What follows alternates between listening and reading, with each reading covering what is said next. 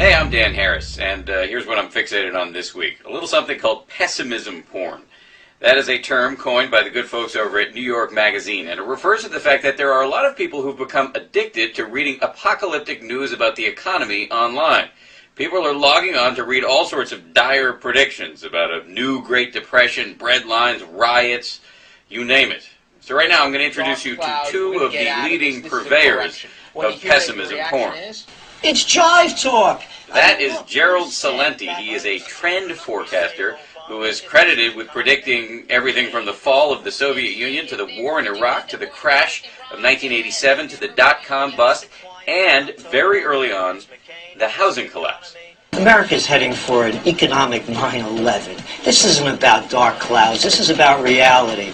And then there's Peter Schiff, star of a viral video called Peter Schiff Was Right, which shows him being laughed at on cable shows back in 2006 when he said the collapse was coming. Most of the profits that people have in real estate are going to vanish, just like the profits in the dot-coms in 1999-2000. It's a fantasy. I recently interviewed both of these guys, and what they had to say was not pretty. What does utter ruin and disaster look like? I don't know. I mean, it looks, if history is any guide, it's pretty bad. I mean, you do get the civil unrest. You do get the riots and the looting. So when you say worse than we've ever seen before, you mean breadlines? Breadlines, protests, tax revolts, Civil unrest? civil unrest, crime going to levels we haven't seen before, homeless. I mean, the homeless numbers are coming out already. The day I met Peter Schiff, he was on his way to buy a German Shepherd, which he said he was going to use possibly as a guard dog for his property. Gerald Celente is trained in close combat. So you're thinking you might have to fight it out at some point?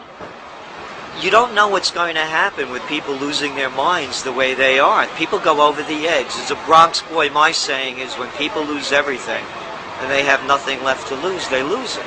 It's better to know the truth and to prepare for it.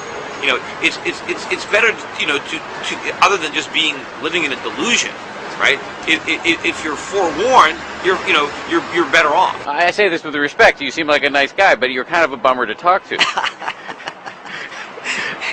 If you go to your doctor, you can love your doctor. All of a sudden, you go in one day and say, Dan, listen, I have some bad news for you.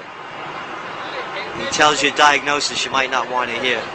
It still doesn't make you a doctor a depressing guy to talk to. We just put the facts out. It doesn't give us any pleasure in this, believe me. And it's just like a doctor wouldn't give him any pleasure in giving you a bad diagnosis. Now, I should be clear that most mainstream economists don't agree with Celente and Schiff at all. Their predictions are not nearly as dire. So why would anybody put themselves through this? Why would anybody read pessimism porn with any regularity?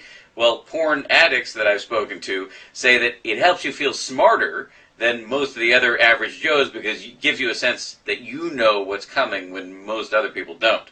Anyway, we're going to hear more from addicts and the people who love them coming up this weekend on GMA. For now, I'm Dan Harris. I'll see you.